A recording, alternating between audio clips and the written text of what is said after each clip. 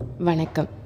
இன்றைக்கி நம்ம அறிவோம் ஆன்மீகம் சேனலில் எதை பற்றி பார்க்க போகிறோம் அப்படின்னா, சனி பகவானை எப்படி வழிபடணும், அவரை எப்படியெல்லாம் வழிபட்டால் நமக்கு என்னென்னலாம் நன்மைகள் கிடைக்கும் அப்படின்றத பற்றின தொகுப்பு தான் இன்றைக்கி நம்ம பார்க்க போகிறோம்.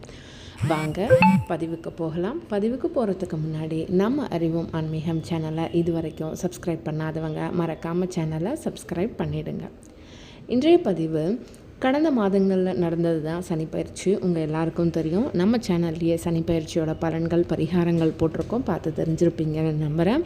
அந்த வகையில் இன்றைக்கி சுருக்கமாக சொல்ல போனோம் அப்படின்னா, 7.5 சனி அஷ்டம சனி உள்ள ராசிகள் அப்படின்னு பார்த்தோம் அப்படின்னா, மேஷம், சிம்மம், கும்பம், மீனம் இந்த ராசினருக்கு நடக்குது.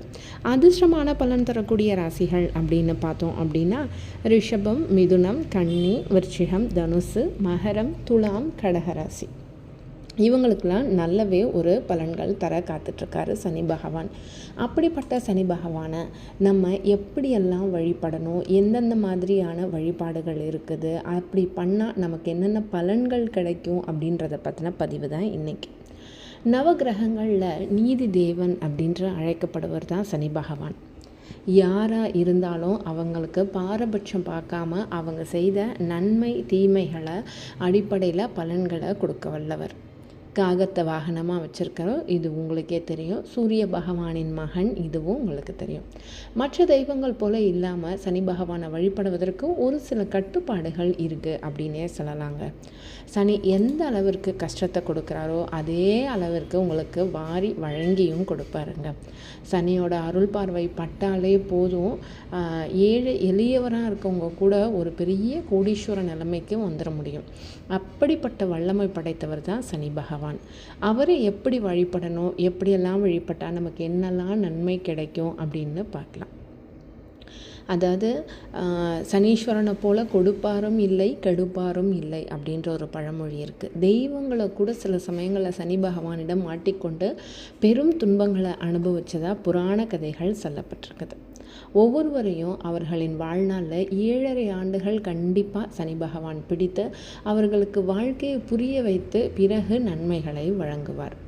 அப்படிப்பட்ட பாதிப்புகள் எப்படி இருக்கும் அப்படின்னு பார்த்தோம் அப்படின்னா, அதாவது பல கஷ்ட நஷ்டங்களை தந்து துன்பப்படுத்தி அப்புறம் அந்த ராசியை விட்டு அடுத்த ராசிக்கு போகும்போது தான் சனி பகவான் ஒரு அளப்பரிய மகிழ்ச்சியை கொடுத்துட்டு தான் செல்வார்.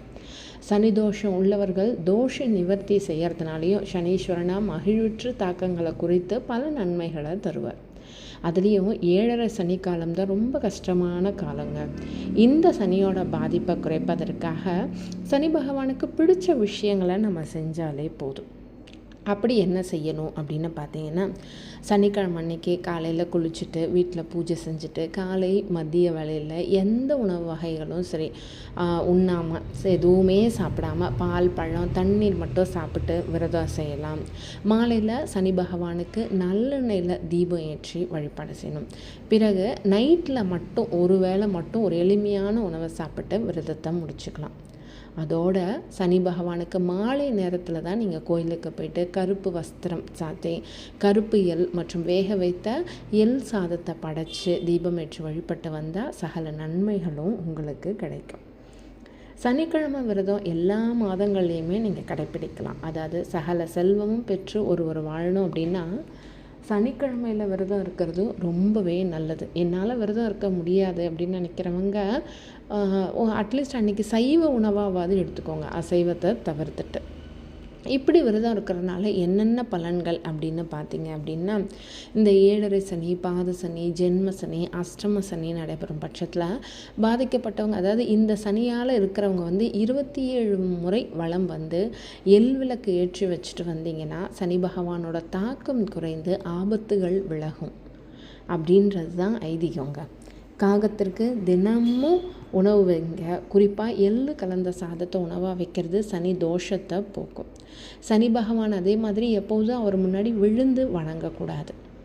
இப்படி நம்ம பண்ணிட்டு வந்தாலே நமக்கு சகல செல்வமும் கிடைக்கும். சனி தோஷத்தால் ஏற்படக்கூடிய துன்பத்தின் தாக்கமும் குறையும். இந்த திருமண தடை, தோஷங்கள் மற்றும் கர்ம வினைகள் குறையும். பாவங்கள் நீங்கி நமக்கு நீண்ட ஆயுள் கிடைக்கும். இப்போ சனீஸ்வர பகவானுக்கு என்னென்ன தானம் செய்யலாம் அவருக்காக அப்படின்னு பார்த்தோம் அப்படின்னா, அவருக்குரிய தானியமான எள்ளு, இரும்பு இதெல்லாம் சனிக்கிழமையில தானம் கொடுக்கறதுனால சனி பகவான் மனம் மகிழ்ந்து நமக்கு நன்மைகளை அவ்வளோ தருவாருங்க. அதே மாதிரி சாலையோரம் வசிப்பவங்களுக்கு, மாற்றுத்திறனாளிகளுக்கெல்லாம் அவங்களுக்கு தேவையான உதவிகளை செஞ்சுட்டு வாங்க. அதே மாதிரி யாசகம் கேட்டு வாங்குறவங்களுக்கு கருப்பு நிற கொடை, போர்வை, விசிறி இதெல்லாம் தானமாக கொடுங்க. சகல சௌபாக்கியங்களையும் சனி பகவான் செய்வாருங்க. அது மட்டும் இல்லாமல் வேறு என்னென்ன வழிபாடு பண்ணலாம் அப்படின்னா, ஒரு நேர்மையான வாழ்க்கை முறை, ஏழைகளுக்கு உதவுதல், சனிக்கிழமையில் நல்லெண்ணெய் தீபம் ஏற்றுதல், இது 3 மட்டும் நீங்கள் பண்ணிட்டு வாங்க. அதை தாண்டி நீங்கள் சனி பகவானுக்கு வேறு எதுவுமே செய்ய வேணாங்க. சனிக்கிழமையில் முக்கியமாக சனி பகவானுக்கு நல்லெண்ணெய் அப்படி இல்லைன்னா கடுகெண்ணெய் கொண்டு கூட தீபம் ஏற்றி வழிபடலாம். காலையில் அரச மரத்திற்கு நீர் ஊற்றி 7 முறை வலம் வரணும். சனி காயத்ரி மந்திரத்தை சனிக்கிழமையில் மட்டும் இல்லாமல் டெய்லி சொல்லிட்டு வந்தாலே சனி பகவானின் அருளை நம்ம பெற முடியும். வீட்டிலிருந்தே கூட ஒரு எளிய வழிபாடாக, அதாவது காலையில் எழுந்திரிச்சு குளித்து சனி பகவானை நினச்சி என்ன சொல்கிறது, ஒரு விளக்கு ஏற்றி வச்சு வழிபட்டிங்க அப்படின்னாலே போதும். அதுவே நமக்கு ரொம்ப பெரிய அருளை சனி பகவான் நமக்கு கொடுப்பாருங்க. அதே மாதிரி இந்த பாதிப்புகள், அதாவது இவங்கெல்லாம் யாரும் செய்யணும் அப்படின்னா, நான் மேற்சொன்ன ராசிகள் அத்தனை பேரும் செய்யுங்க. அது மட்டும் இல்லாமல் 7.5 சனி, அஷ்டம சனி, சனி தசையால் ஏற்படக்கூடிய பாதிப்புகள் உங்களுக்கு கண்டிப்பாக குறையும். சனி தோஷமும் நிவர்த்தியாகும். தொழில் முடக்கம், கடன் தொல்லையிலிருந்து குறைந்து பணவரவு அதிகரிக்கும். நீண்ட நாட்களாக தடைப்பட்டு இருந்த சுபகாரியங்கள் கண்டிப்பாக ஈடேறும். வேலை வாய்ப்புகள் கைகூடும். அது மட்டும் இல்லைங்க, கவலை, பயம், எதிர்மறை எண்ணங்கள் குறைஞ்சு மனசில் ஒரு நம்பிக்கை அதிகரிக்குங்க. அடுத்தது நம்ம என்ன செய்யலாம், நம்ம தொழிலில், நம்ம செய்கிற வேலையில் ஒரு நம்பிக்கையை கொடுத்து அடுத்து நம்ம இதை பண்ணலாம், அதை பண்ணலான்னு நம்ம முயற்சிகள் அனைத்தும் நமக்கு நிறைவேறும். குடும்பத்தில் ஒற்றுமை, அமைதி, நல்ல முன்னேற்றம் உண்டு. முக்கியமாக சனிக்கிழமையில் முதியோர்களுக்கு, ஏழை எளியவருக்கு உணவு தானமாக கொடுங்க. அதை தாண்டி பெரிய பரிகாரம் வேறு எதுவுமே கிடையாதுங்க. இப்படி நீங்கள் பண்ணிட்டு வர்றது மூலமாக சனீஸ்வரனோட அருள் கிடைத்த தடைகள் விலகி அனைத்தும் உங்கள் வாழ்க்கையில் வெற்றியாக அமையும். இந்த பதிவு உங்களுக்கு பிடிச்சிருக்குன்னு நம்புகிறேன். பதிவு பிடிச்சிருந்துச்சுன்னா மறக்காமல் நம்ம அறிவோம் ஆன்மீகம் சேனலை லைக் பண்ணுங்கள், கமெண்ட் பண்ணுங்கள், ஷேர் பண்ணுங்கள். மறக்காமல் சேனலை சப்ஸ்கிரைபும் பண்ணுங்கள். அடுத்த ஒரு பதிவில் வேறொரு ஆன்மீக தகவலோடு சந்திக்கிறேன். வாழ்க வளமுடன்.